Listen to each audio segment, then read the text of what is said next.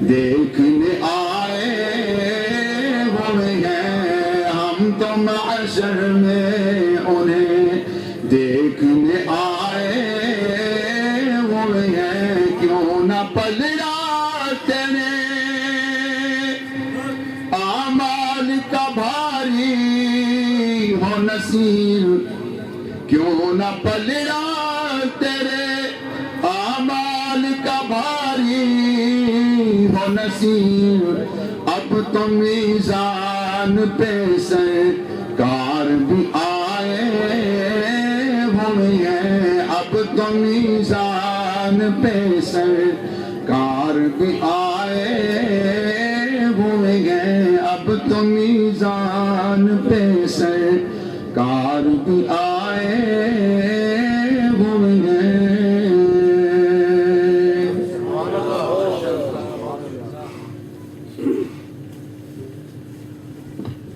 محترم قاری صاحب نے ماشاءاللہ بڑے خوش الہانی میں سرکار کی نعتیں سنائی ہیں۔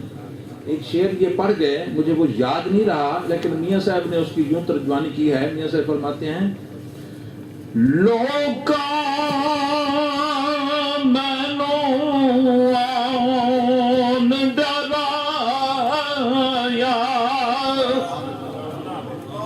اے لوکا مینوں آن ڈرایا، اے رات قبر دی کالی،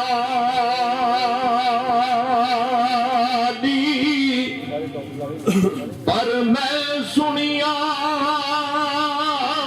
اٹھے اس نے آنا، تے جد موڈے کملی کالی۔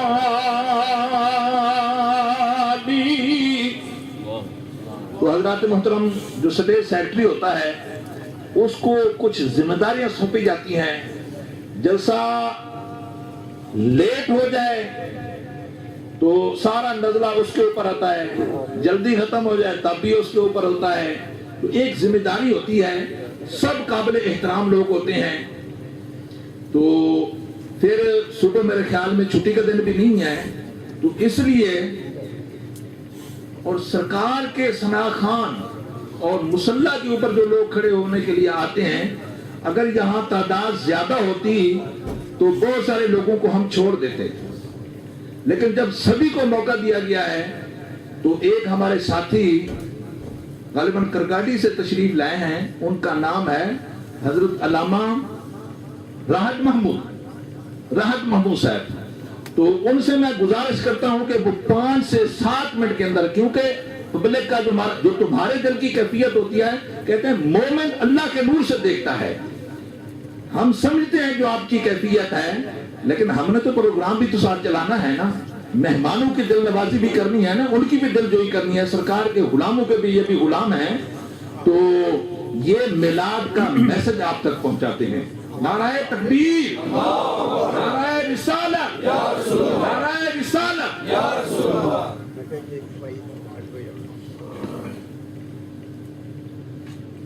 نحمده ونصلي ونسلم على رسوله الكريم، اما بعد، فاعوذ بالله من الشيطان الرجيم، بسم الله الرحمن الرحيم، وذكرهم بأيام الله، صدق الله العظيم۔ ہر قسم کی حمد و ثنا اللہ جل شانہ کے واسطے، ہر قسم کا درود و سلام حضور نبی رحمت صلی اللہ تعالیٰ علیہ وسلم کی ذات والا صفات کے لیے، جن کا وجود مسعود تمام کائنات کی خلقت کا سبب ہے۔ حمد و صلات کے بعد میری جماعت کے مقتدر علماء کرام اور محترم جناب سید امانت علی شاہ صاحب اور حضرت علامہ مولانا قاری مرید حسین صاحب، یہ میرے پیر بھائی ہیں، یہ چشتی ہیں، تو چشتی کہتے ہیں لجپال ہوتے ہیں، تو انہوں نے ماشاءاللہ لجپالی فرمائی تو مجھے مختصر وقت عطا فرما دیا، تو میں ان کا شکر گزار ہوں۔ اس کے ساتھ ہمارے پاکستان سے شہر گجرانوالہ سے، میرے شہر سے تشریف لائے ہوئے حضرت مولانا قاری احمد رضا جماعتی صاحب، وہ مجھے نہیں جانتے لیکن میں ان کو جانتا ہوں، اس لیے میں چاہتا ہوں کہ میں ان کو بھی اپنا سلام عقیدت پیش کروں۔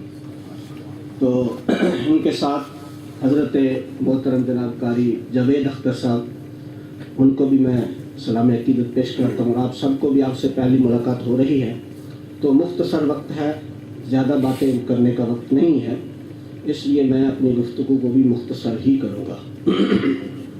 اللہ تعالیٰ نے ارشاد فرمایا وَذَكِّرْهُمْ بِأَيَّامِ اللَّهِ، اللہ تعالیٰ کے دنوں کی یاد دلایا کرو لوگوں۔ اللہ کے دن تو ساری ہیں، لیکن کچھ خاص دن ہیں جن کی طرف اشارہ کیا جا رہا ہے۔ ان خاص دنوں میں سے ایک دن یہ ہے جو آج منا رہے ہیں۔ تو اس دن کے بارے میں بے شمار دلائل علماء نے کتابوں کے اندر لکھے ہوئے ہیں، آپ علماء سے سنتے بھی رہتے ہیں۔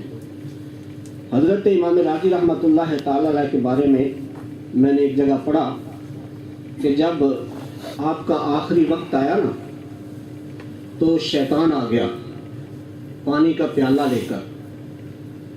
تو حضرت امام راضی نے پانی مانگا، اس نے کہا کہہ دو خدا دو ہیں تو میں مان جاتا ہوں، پانی دے دیتا ہوں۔ آپ نے فرمایا یہ تو نہیں ہو سکتا۔ تو اس نے کہا پھر کوئی دلیل بھی دو۔ آپ نے دلیل ارشاد فرمائی، یہاں تک کہ 360 دلائل پیش کیے، تو شیطان نے ساری دلیلیں رد کر دی۔ بالآخر آپ کے مرشد کامل پہنچے، آپ نے فرمایا راضی کہہ کیوں نہیں دیتا، میں خدا کو بغیر دلیل کے ایک مانتا ہوں۔ حضرات محترم، ہمارے ان بزرگوں نے ہمیں یہ سبق سکھایا ہے کہ جہاں اللہ اور اس کے رسول کی بات آئے وہاں دلائل نہ مانگا کرو، ان کو سر تسلیم خم کر دیا کرو، ان کے سامنے بس جھک جایا کرو۔ ان کی جہاں عزت کی بات آئے، جہاں ان کی شان اور شوکت کی بات آئے، تسلیم کر لیا کرو۔ اسی طرح کا ایک اور واقعہ حضرت عیسیٰ علیہ نبی علیہ السلام کا میں نے پڑھا۔ جناب عیسیٰ علیہ السلام اپنے حواریوں کے ساتھ جا رہے تھے دریا کے کنارے، آپ نے دیکھا کہ ایک بچھو دریا میں گر پڑا ہے، تو وہ ڈبکیاں کھانے لگا۔ جناب عیسیٰ علیہ السلام نے اپنا ہاتھ آگے کیا تو بچھو آپ کے ہاتھ پہ چڑھا، جو ہی ہاتھ پہ چڑھا اس نے ڈس دیا، تو آپ نے ہاتھ جھٹکا، وہ پھر پانی میں گر گیا۔ جناب عیسیٰ علیہ السلام نے پھر ہاتھ آگے کیا، وہ پھر ہاتھ پہ چڑھا، آپ نے پھر ہاتھ جھٹک دیا، وہ پھر پانی میں گرا، گوتے کھانے لگا۔ جناب عیسیٰ علیہ السلام کو پھر ترس آ گیا، یہاں تک کہ 16 بار جناب عیسیٰ علیہ السلام اس کو باہر نکالتے رہے اور پھر جھٹکتے رہے۔ بالآخر آپ کے حواریوں نے عرض کیا کہ حضور یہ تو بچھو ہے، یہ تو ڈسے گا، تو آپ اس کو دفع ماریں، اس کو ڈوبنے دیں۔ جناب عیسیٰ علیہ السلام نے جو ارشاد فرمایا، وہ جملہ آج بھی زرعی اصول کے طور پر سونے کے پانی کے ساتھ لکھنے کے قابل ہے، اور اہل سنت کے لیے ایک بہترین دلیل ہے۔ حضرت عیسیٰ علیہ السلام نے فرمایا کہ جب وہ اپنی برائی نہیں چھوڑ رہا تو میں اپنی نیکی کیوں چھوڑ دوں؟ جب وہ لوگ جو میلاد سے آپ کو روکتے ہیں وہ اپنی برائی سے باز نہیں آتے تو آپ اپنی اچھائی کو کیوں چھوڑ رہے ہیں؟ آپ کو میلاد منانا چاہیے، اور آپ کسی عام بندے کا میلاد نہیں مناتے بلکہ ایک عظیم ہستی کا میلاد مناتے ہیں جس کے لیے ساری کائنات کو بنایا گیا۔ یہ ایک مسلمہ حقیقت ہے کہ دائی کے چہرے کے خد و خال کی دل آویزی اور اس کی آنکھوں کی حیا امیزی اس کی دعوت کو دلوں کی گہرائیوں تک پہنچانے میں ایک بہترین کردار ادا کرتی ہے۔ قسام ازل جو علیم بھی ہے اور حکیم بھی، وہ جتنی بڑی دعوت کی ذمہ داری کسی کو سونپتا ہے اتنا ہی اس کو حسن ظاہری اور باطنی سے حفظ وافر بھی عطا فرما دیتا ہے۔ حضور سید عالم صلی اللہ علیہ وآلہ وسلم کی دعوت عالمگیر دعوت تھی، جتنی بڑی دعوت تھی اتنا ہی زیادہ خالق کائنات نے اپنے محبوب پاک علیہ السلام کو حسن ظاہری بھی عطا فرمایا اور حسن باطنی بھی عطا فرمایا۔ یہی وجہ ہے کہ جس کسی نے بھی میرے کریم آقا علیہ السلام کو ایک نظر دیکھا وہ یہی پکار اٹھا، آپ جیسا حسین دل ربا دل نشین خدا کی قسم میں نے دیکھا نہیں۔ हजरात मोहतरम, आप जानते हैं जमादात को, आप जानते हैं नबातात को, आप जानते हैं हैवानात को, आप जानते हैं इंसानों को। तो सुनिए, खालिक कायनात ने सारे का सारा हुस्न जमा करके एक जामद के अंदर रख दिया, और सारे जमादात का हुस्न इकट्ठा करके एक नबात के अंदर रख दिया, और तमाम नबातात की खूबियां जमा करके एक हैवान में रख दी, और सारे हैवानों का हुस्न इकट्ठा करके एक इंसान में जमा फरमा दिया, और तमाम इंसानों की खूबियां और तमाम इंसानों के कमालात जमा करके एक नबी की जात में रख दिए, और तमाम अंबिया अलैहिस्सलाम के महासिन मोहम्मद को जमा करके मुस्तफा करीम में जमा फरमा दिया। तो गोया यहाँ जाकर तमाम अंबिया किराम अलैहिस्सलाम के हुस्न और जमाल का इख्तिताम होता है, वहां से हुस्न मुस्तफ़ा का आगाज होता है। इसलिए हजरात मोहतरम, इस दिन का तज़किरा किया करो, जरूर किया करो, हमेशा करते रहो। ये जरूरी नहीं कि किसी एक दिन में, हर रोज करो, सुबह शाम करो। उनका तज़किरा करने से ईमान नसीब होता है, ईमान को ताजगी मिलती है, रूह को बालिदगी मिलती है। मैं इन्हीं अल्फाज पर अपनी गुफ्तगू का इख्तिताम करता हूँ। अल्लाह ताला से दुआ है, अल्लाह ताला हम सबको अपने महबूब की याद में हमेशा जिंदा और तबिंदा रहने की तौफीक अता फरमाए। वमा अलैना इल्ला तू महबूब मेरा नहीं तकिया, तू महबूब मेरा नहीं तकिया, ते जन वेख के जन शर्मावे,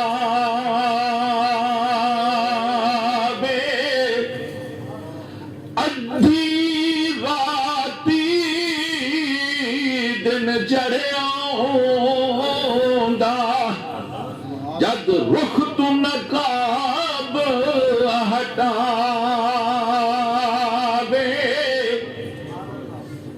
तो आखिरी खतीब को मैं बुलाने वाला हूं।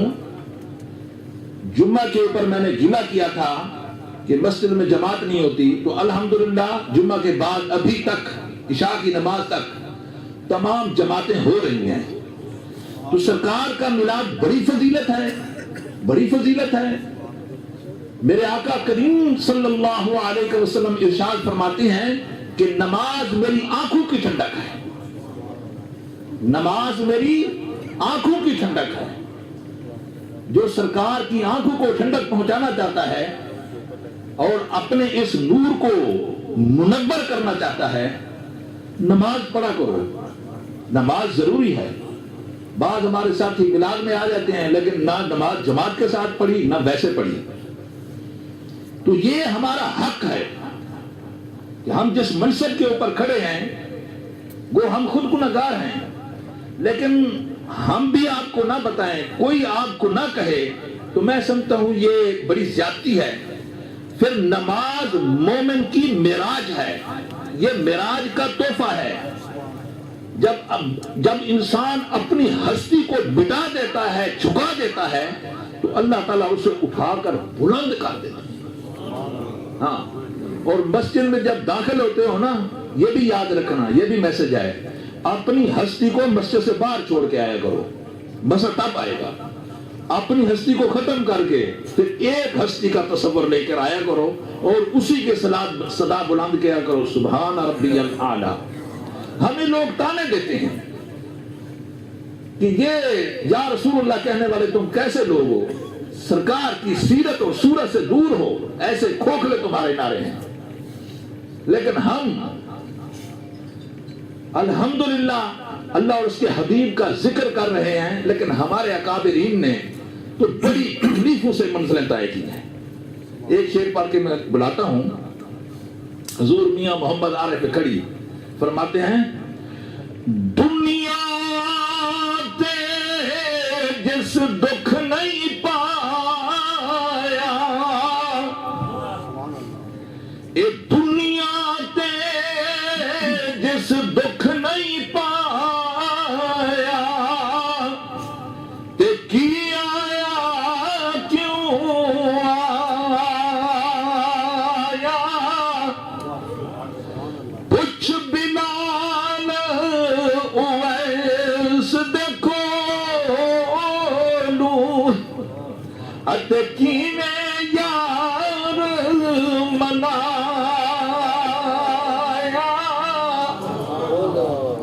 ہم کیسے لوگ ہیں؟ ہم دین کی دھجیاں اڑاتے ہیں، اپنی من مرضی کے کاروبار کرتے ہیں اور چاہتے ہیں دنیا جہان کی نعمت بھی ہمارے پاس ہو، سارے پونڈ بھی مولوی صاحب کی جیب کے اندر ہوں اور ولایت بھی ہمارے پاس ہو. میاں صاحب فرماتے ہیں خواجہ اویس کرنی کو دیکھ اور حضرت بلال کی سیرت کو دیکھ کہ کس طرح اپنے مالک و خالق کو اور اپنے محبوب آقا کو راضی کیا ہے. تو اب میں دعوت خطاب دیتا ہوں سید السادات حضرت علامہ سید امانت حسین شاہ صاحب جو آتے ہیں اور اپنے نورانی واز سے ہمارے قلوب کو منور فرماتے ہیں. نعرہ تکبیر، نعرہ رسالت. شاہ صاحب سے بھی میں عرض کروں گا کہ میسج تھوڑے ہیں، میسج شاہ صاحب سمجھ گئے.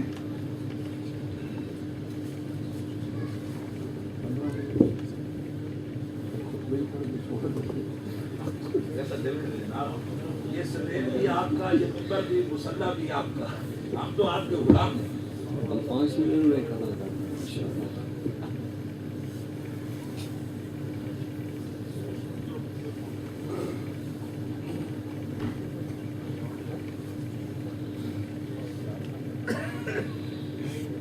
نحمده ونصلي على رسوله الكريم.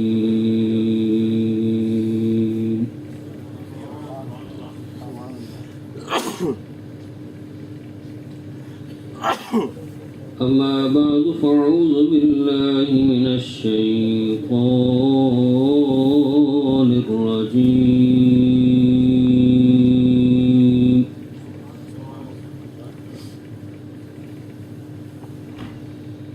بسم الله الرحمن الرحيم.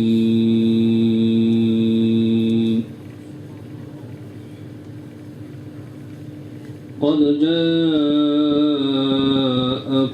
برهان من ربكم وأنزلنا إليكم نورا مبينا. صدق الله مولانا العظيم وصدق رسوله النبي الكريم الأمين.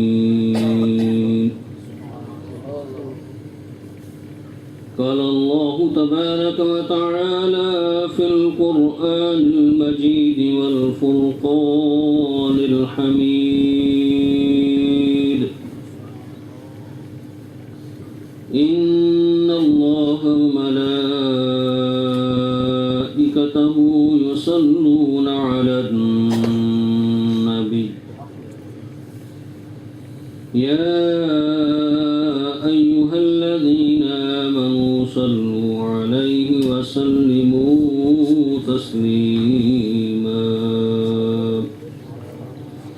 الصلاة والسلام عليك يا سيدي يا رسول الله. الصلاة والسلام عليك يا سيدي يا حبيب الله. الصلاة والسلام عليك يا سيدي يا نبي الله وعلى آلك وأصحابك يا سيدي يا نور الله.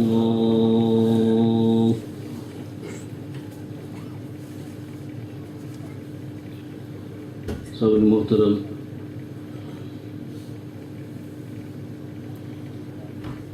آج کی اس نورانی مجلس میں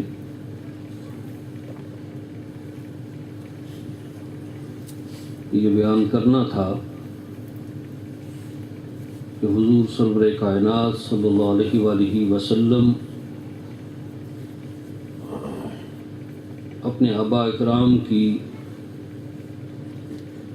پاک پشتوں سے پاک رحموں میں کس طرح منتقل ہو کر اس دنیا میں جلوہ فگن ہوئے. اور نبی پاک صلی اللہ علیہ وآلہ وسلم کے نور کے صدقے سے اللہ رب العزت نے آپ کے آباء کرام کو کیا کیا رحمتیں اور برکتیں عنایت فرمائیں۔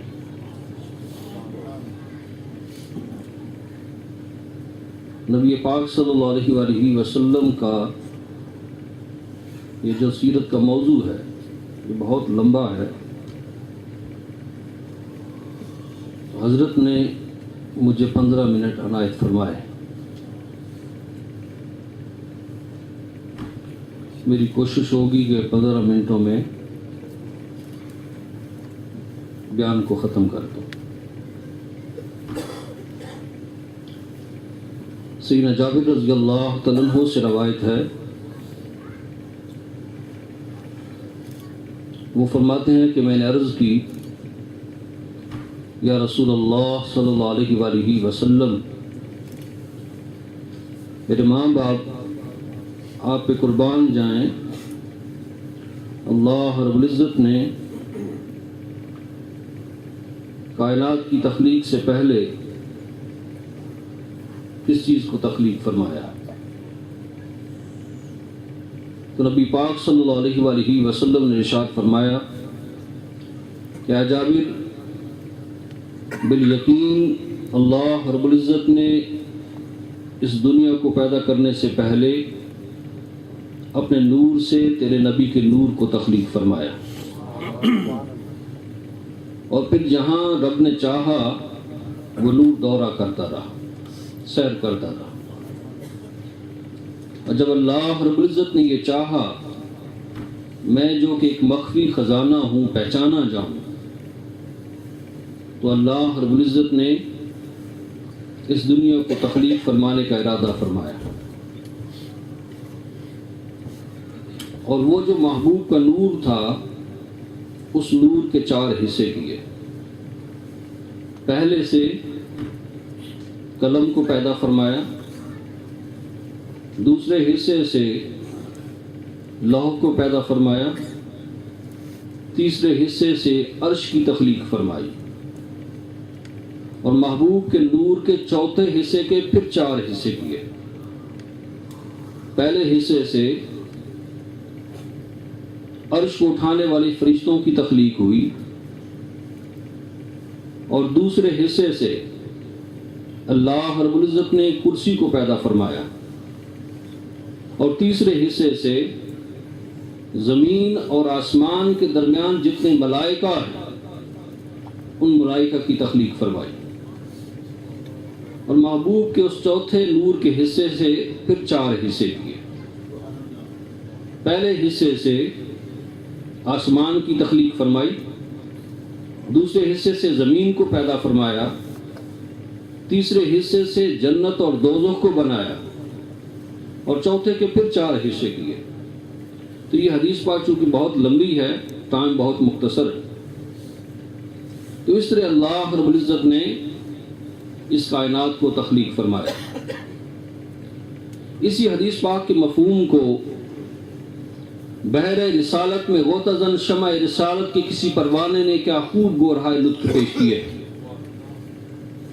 وہ کہتے ہیں کہ حضور کب تھے جب کب نہ تھا، جب کا وجود نہ تھا، جب تب بھی نہ تھا، اس وقت تھے جب آفتاب کی نور افشائیاں تھی نہ کلیوں کی تبسم آرائیاں، مہتاب کی ضیابازیاں تھی نہ قوس و قزح کی رعنائیاں، چرند و پرند کی پکار تھی نہ کلوٹ لیل و نہار، نہ نیلگو آسمانی شامیانہ تھا نہ کوئی ساقی و پیمانہ تھا، نہ مکین و مکاں تھے نہ زمین و آسمان تھا، شگفتہ غنچوں کی کیاریاں تھی نہ مہکتے گلوں کی گلگاریاں تھی، دریاؤں میں روانی تھی نہ کنزوں میں جلانی تھی، آبشاروں میں ترنم تھا نہ فضاؤں میں تبسم تھا، نہ چلتی ہوائیں تھی نہ معطل فضائیں تھی، نہ جمادات تھے نہ نباتات، نہ انسانات تھے نہ جنات، نہ کلیوں میں چٹک تھی نہ خاروں میں کھٹک، ستاروں میں چمک تھی نہ بہاروں میں رہے، صفی اللہ تھا نہ خلیل اللہ، کلیم اللہ تھا نہ روح اللہ، جبریل و میکائیل تھے اسرافیل نہ اسرافیل، موت تھی نہ حیات تھی، ایک اللہ دوسری محمد کی ذات تھی۔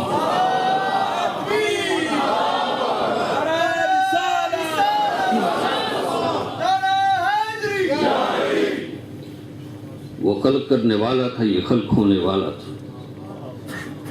وہ صانع تھا، یہ اس کی صنعت بنا۔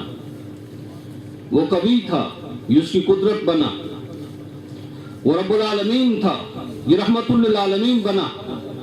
وہ لا الہ الا اللہ تھا، یہ محمد الرسول اللہ بنا۔ یا صاحب الجمال و یا سید البشر من وجهك المنیر لقد نور القمر لا يمكن الثناء كما كان حقه بعد از خدا بزرگ تو ہی قصہ مختصر۔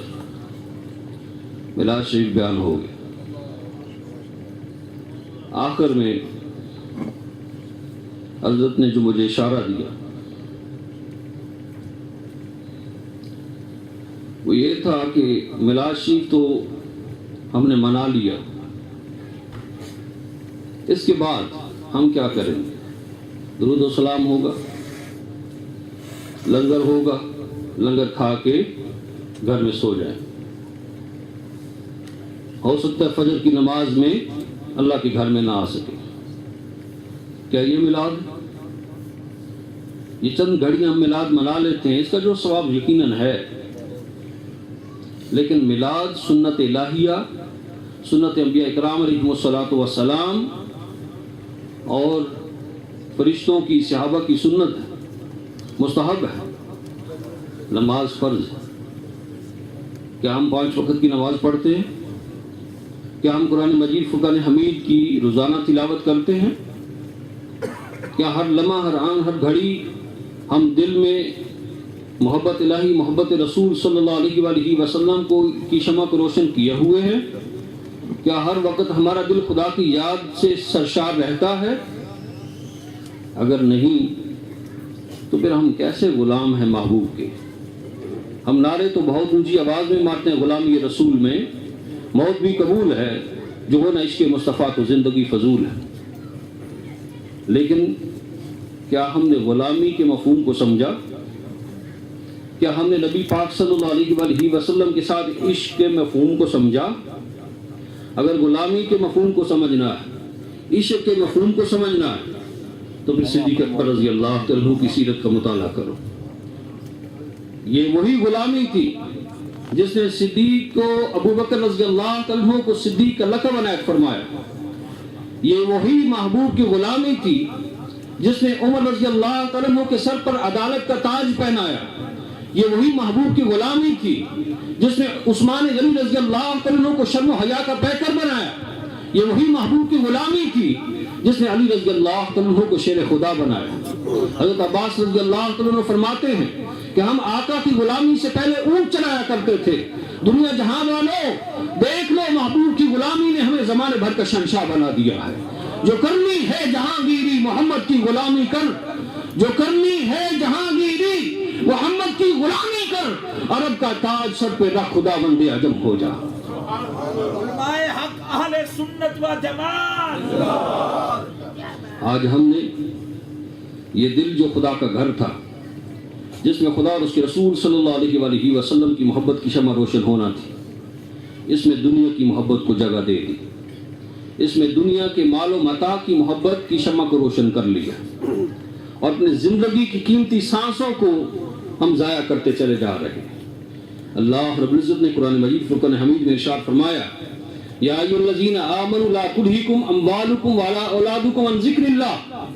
اے ایمان والو، کہیں تمہارے مال اور اولاد تمہیں اللہ کے ذکر سے غافل نہ کر دیں، اور اگر تم نے ایسا کر دیا تو تم لوگ خسارہ پانے والوں میں سے ہو جاؤ گے۔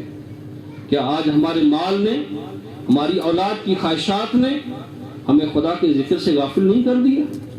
کیا آج نماز کے وقت یہاں پر نمازیں مسجدیں فل ہوتی ہیں؟ کیا ہم قرآن و سنت پہ عمل کر رہے ہیں؟